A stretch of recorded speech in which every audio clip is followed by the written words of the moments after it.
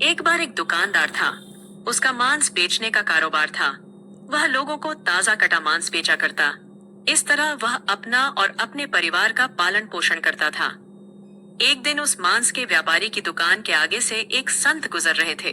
उन्होंने उस व्यापारी की दुकान की तरफ देखा तो वह तुरंत वहां गए। उन्होंने व्यापारी से कहा, तुम ये क्या कर रहे हो? तुम पातकी हो, ठाकुर से मांस तुलवा रहे हो। उस संत की बात उस दुकानदार की समझ में नहीं आई और वह बोला, मांस तो मैं किसे या तौल रहा हूँ, फिर ठाकुर कहाँ से दिखा दे गए तुम्हें?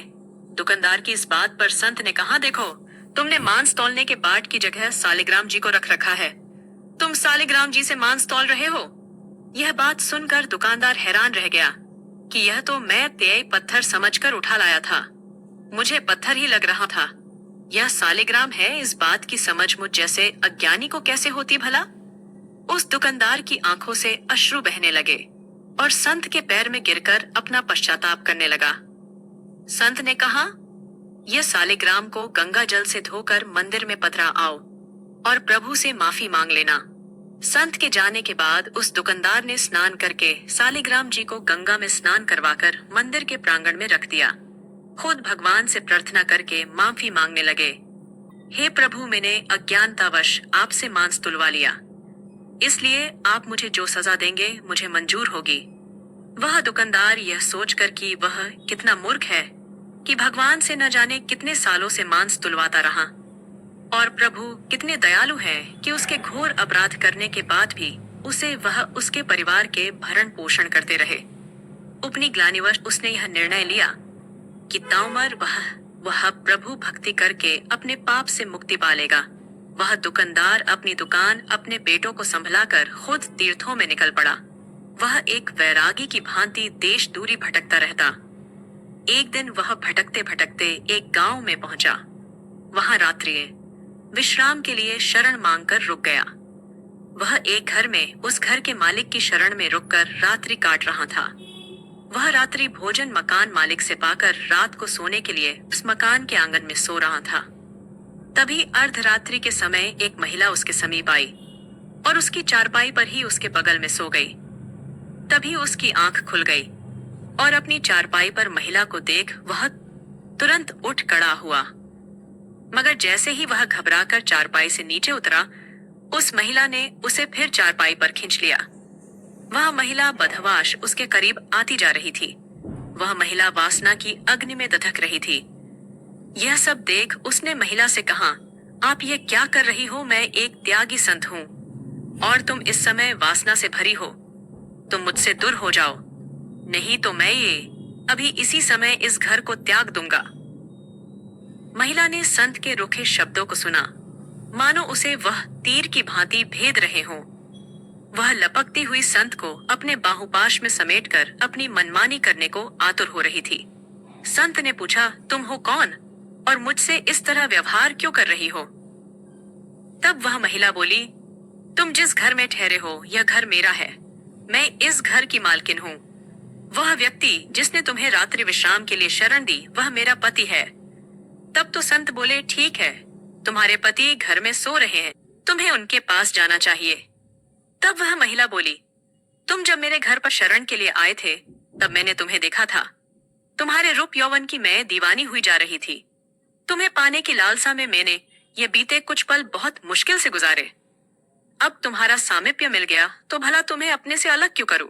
अब उस संत ने उस महिला को समझाने की कोशिश की कि देखो, तुम एक विवाहिता हो, तुम्हारा कर्तव्य पति सेवा है। ऐसे में तुम मुझ जैसे वैरागी को पाना चाहती हो, यहाँ तुम्हें शरण नहीं मिल सकती। तुम्हारी जगह अपने पति के पास है, जाओ, लौट जाओ अपने पति के पास। वह महिला कुछ सुनने को तैयार ना थी। तब वह बोली, अच्छा, तो मेरे और तुम्हारे बीच मेरा पति आ रहा है। अगर मेरा पति ना हो तो तुम मुझे अपना लेते। वह तुरंत घर के भीतर गई।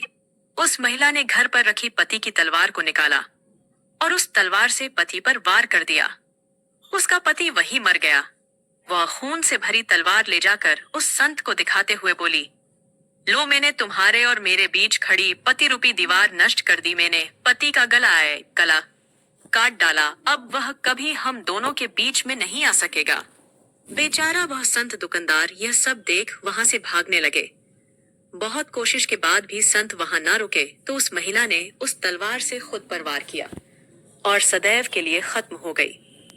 संत जैसे तैसे वहां से निकलकर भागे, बहुत दुखी रहने लगे। उनका दुखी चेहरा देख एक संत ने उन्हें कहा, लगता है तुम बहुत दुखी हो, क्या बात है जो तुम्हें परेशान कर रही है? हम संतों को अपने दुख से नहीं, दूसरों के दुख से दुखी होते हैं। तुम्हारे साथ कौन सा दुख है? तब उस संत ने वह सारी घटना उन संत को सुनाई। संत ने उस संत की बातों को सुनकर ध्यान लगाया तो उनका इस सारी घटना का सार समझ आ गया। वह संत उस संत दुकानदार से बोले, यह सब तो होना ही था, इसमें तुम्हारा कोई दोष नहीं, अब तुम शांत मन भक्ति करो। तब वह संत दुकानदार बोले कि यह सब होना ही था, इसका क्या मतलब? तब वह संत हंसते हुए बोले, तुम मेरे पास बैठो, मैं तुम्हें सब बताता हूँ। उन संत ने उस संत दुकानदार से कहा, यह सब पिछले जन्म का कर्जा था जो उस महिला ने ले लिया। संत दुकानदार बोले, कैसा बदला? अब संत उन्हें बताने लगे, पूर्व जन्म में तुम प्रभु भक्ति के लिए घर बार छोड़कर सूने स्थान में रहते हुए भक्ति करते थे। एक दिन जब तुम ध्यान मग्न होकर प्रभु भक्ति कर रहे थे, तभी वहां से एक गाय भागते हुई आई। तुमने गाय को देखा, चुप रहे। गाय को एक कसाई पकड़ना चाहता था। गाय उस कसाई से बचती हुई भागती हुई वहां आई थी। गाय तुमसे अपने बचाव की उम्मीद से देखने लगी, मगर तुमने भक्तिवश उस पर ध्यान नहीं दिया, तो वह डरती हुई कही और जाकर अपना बचाव करना चाहती थी। वह वहां से चली गई। तभी उसके पीछे पीछे भागता कसाई तुम्हारे सामने हाथ में तलवार लिए आया। तुम जिस स्थान पर बैठे थे वह ठीक चौराहे पर बना हुआ था। वहां से 4 मार्ग निकलते थे, इसलिए कसाई वहां रुका। उसे समझ नहीं आ रहा था कि वह गाय कहाँ गई। चारों तरफ नजर दौड़ाकर वह कसाई तुम्हारे पास आया और तुमसे उस गाय के बारे में पूछा कि दोनों में तुमने किसी गाय को यहाँ से भागते हुए देखा है? तुमने उस कसाई की तरफ देखे बिना बंद आंखों से ही उस रास्ते की तरफ हाथ कर दिया जहां वह गाय भाग कर गई थी। वह कसाई तुम्हारे इशारे को देख उसी रास्ते पर चला गया जहां वह गाय भागती हुई गई थी और उस गाय को कसाई ने अपनी तलवार से मार दिया था। अब वह संत दुकानदार हैरान होकर उन संत से बोले, उस गाय व कसाई से मेरी इस घटना का क्या वास्ता? संत हंसते हुए बोले, हाँ, उस घटना से ही तुम्हारी इस घटना का संबंध है।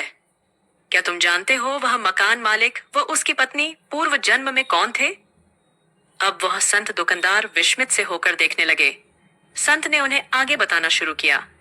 वह जो मकान मालिक था जिसने तुम्हें रात्रि विश्राम के लिए शरण दी थी, यह पेश पूर्व जन्म में एक कसाई था।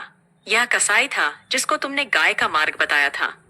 इसी तरह उस मकान मालिक की पत्नी वही गाय थी जिसका उस कसाई ने कत्ल किया था। वह गाय जब शिकारी द्वारा काटी जा रही थी, तभी वह मन ही मन तुम दोनों से बैर भाव रख गई। बस बदले की आग में दूसरे जन्म में बदला ले लिया। उसने उस कसाई जो उसका इस जन्म में पति था, उसी तरह तलवार से मार दिया जैसे उस कसाई ने गाय के तलवार से काटा था। तुमने कसाई को उसका आपासी गाय सच्चाई की मार्ग बताया, इसलिए वह तुमसे इस तरह व्यवहार कर रही थी। यह सब जन्मों के खेले किसकी समझ में आते हैं? इंसान अपने बुने जाल में ही उलझा रहता है और दुखी हूं मैं दुखी हूं दुख का रोना रोते रहते हैं। दुख सुख हमारे अपने पूर्व के जन्मों में बोए गए बीज है जो इस जन्म में आकर काटते हैं।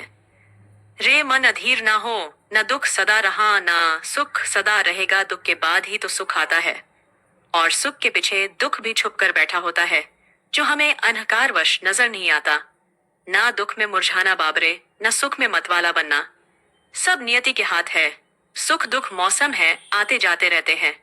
मन के माने हार है, मन के माने जीत। इसलिए अपने को सदैव इस तरह रखो कि सुख दुख की इस श्रृंखला का आप पर प्रभाव ना पड़े।